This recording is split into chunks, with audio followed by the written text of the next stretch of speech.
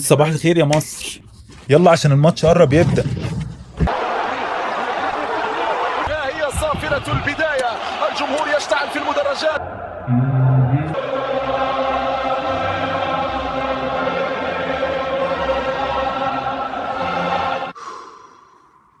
تمريرة طويلة إلى الأمام، محاولة أولى خطيرة، كرة عرضية داخل المنطقة، الدفاع يبعدها بصعوبة، ما زالت تمريرة غلط. ركز يا عم، ده منتخب مصر. حقك عليا والله هغلط أقل. يا شباب اول ما نفد الكوره 5 ثواني ضغط عالي، 5 ثواني فقط. لو عدت نرجع ننظم ونسد المساحات، الظاهرين لازم يطلعوا، نعمل زياده هنا على الجنب، بعدين ندخل العمق بسرعه. عايزكم تلعبوا الكوره. التيشيرت ده فقر، ده التيشيرت اللي خدنا بيه 2006. ايه يا عم المعلق النحس ده؟ انا هغير المعلق، استر يا رب. طيب بص، لو جاب الجول دلوقتي انا والله ما اشتم ولا لاعب تاني طول البطوله. وصل الفجر حاضر، مش هفوت الجيم الاسبوع ده. الهجمه دي ممكن تغير كل حاجه. حل واحد اللي بلجأله في المواقف اللي زي دي. دلوقتي بيعدي والفرص بتضيع واحده ورا الثانيه. كده كتير بقى. حاجه دلوقتي مش في صالح المنتخب، والدقائق الاخيره بدات فعليا يا رب. علشان 64 الدقائق الاخيره وكل لمسه بقت محسوبه. انا مش هبص كل مره ابص نخسر. افهم نفسك هترتاح. كسبنا بنين وللسيمي فاينل رايحين، بس لتصرفاتكم لازم تبقوا فاهمين. دمتم سالمين. النهارده بقى هنفهم ليه ماتشات المنتخب غير، ايه اللي بيحصل لي كل ماتش. انا مش بشجع انا الفريق وانا بلعب الماتش بجد. ليه الفرجه لوحدك طعمها وحش، وليه المعلق او التيشيرت اللي انت لابسه بيتحكم في نتيجه المباراه، وليه كل مشجع جواه جوارديولا صغنون. تخيل معايا كده بقى، فاينل كاس الامم، مصر بتلعب المغرب والنتيجه 1-1 في الدقيقه 90، وصلاح بيجري انفراده من ورا الدفاع. صلاح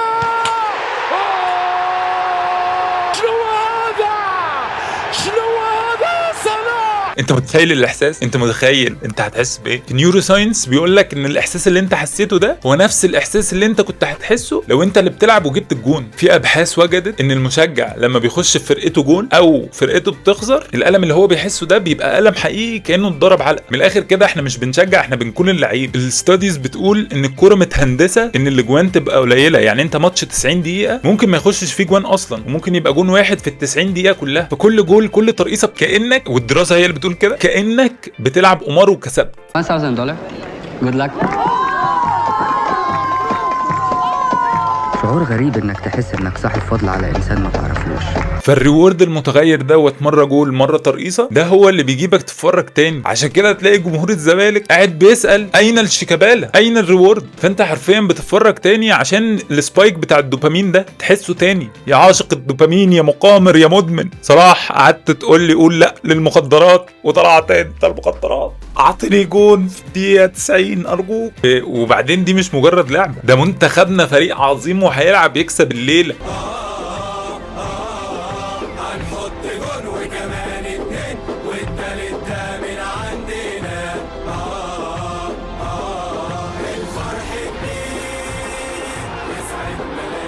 طب بذمتك عمرك بعد جول قمت حضنت اللي جنبك؟ اين الاسترينجر دينجر؟ اين الرهب الاجتماعي؟ رهب مين يا عم؟ ده مخك بيحاول يسرفايف. وبجد انا مش بأفور، علماء النفس وجدوا ان لما فرقتك بتخسر خصوصا من الغريم التقليدي، مناطق السيلف كنترول في دماغك بتشت داون. عشان كده عادي جدا تلاقي نفسك بتقلب الترابيزه او تمسك موبايلك تقوم هبده على الارض.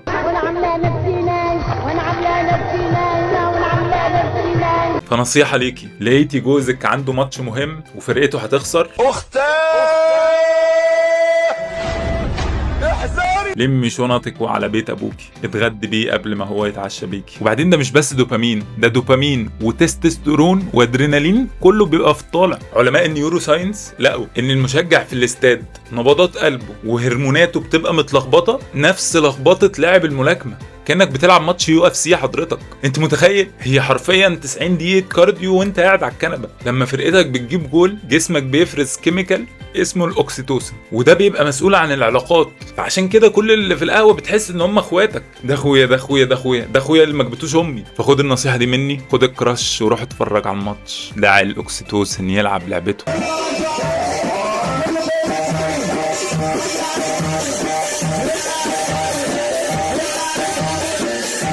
وبعدين احنا الفراعنه حضاره 7000 سنه. انا مش مشجع عادي رايح يتفرج على الماتش، انا مشجع معايا 7 افريقيا رايح يتفرج على الماتش. في حاجه في علم النفس اسمها ايدنتيتي فيوجن، وده ببساطه الفرق بين انا واحنا ما بيبقاش موجود. هي حرفيا مصر بتلعب و120 مليون واحد بيشجعوها، شخص واحد هويه واحده.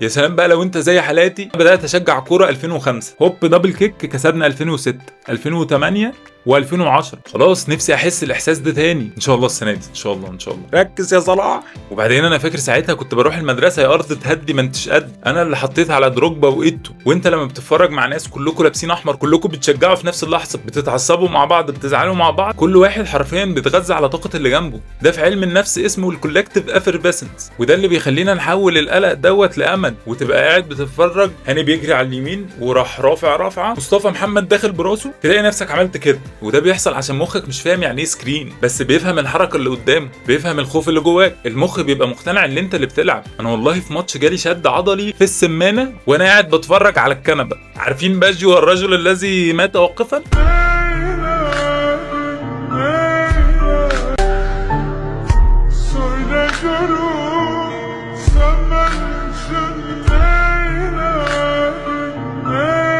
انا بقى على النوم اللي شد قاعده. ونيجي بقى لاهم حته في الحلقه كلها، وفجاه تلاقيك بتزعل اللعيبه وتقول له يا لعيب يا وحش امي بتفرج، او تلاقي جوارديولا اللي جواك طلع وقاعد بتدي تعليمات وتاكتكس وتعمل تبديلات. اهو اللي بيحصل ده منطقيا صفر، لا اللعيبه سامعه الشتايم ولا حسام حسن هيعمل التبديلات. طب انت بتعمل كده ليه؟ اولا طاقه غضب لازم تطلع عشان ما تنفجرش. 2 مخك مش قادر يستوعب ان في حاجه انت مهتم بيها بالشكل ده بس حرفيا مالكش اي سيطره، فتلاقي نفسك قاعد بتقول تكتيك بتزعق اعمل تبديل لانك خايف متوتر، فبتحاول تساعد بتحاول تكنترول. وده في علم النفس بيسموه الالوجن اوف كنترول. انت بلا كنترول فبتخلق كنترول. يعني انا حرفيا عندي قاعده للدقيقه 60 مفيش جون بقوم مغير المعلق، فتلاقي نفسك بتتفائل بتشيرت او بمعلق. انت بتبقى بتحاول تدخل نفسك في الحسبه عشان يبقى ليك دور. طب لو فريقك خسر؟ القرآن الكريم فيه السحر، خلاص ولا مش متفقين؟ فيه السحر، في السحر، وفي آية بتتكلم عن السحر. الأستاذ قافل جونه بالجن والعفاريت، صدقني. مخك مش مستوعب ان هو بلا دور، فلازم سبب للخسارة، ولازم الإحساس اللي أنا حسيته ده ما يتكررش تاني. فنبطل نقعد في القهوة دي، تقطع علاقتك مع صاحبك النحس أو المعلق دوت خلاص في البلاك ليست. الله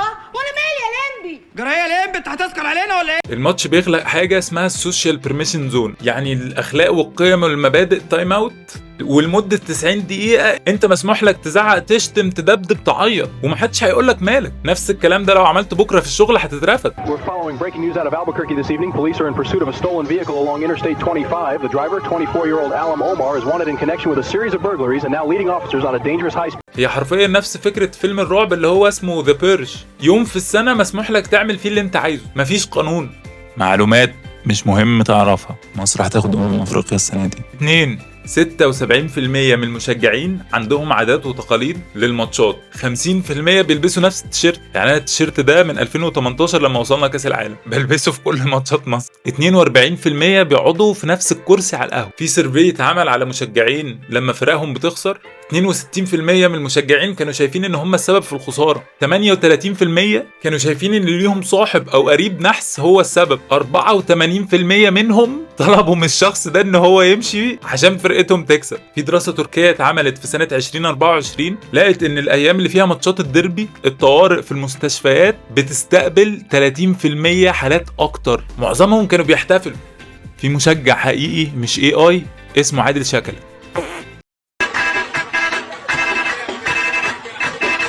اعمل يا جدع لايك، قولي قول لي الله ينور، ما اشتمني وفي يبقى كده بتقدرني.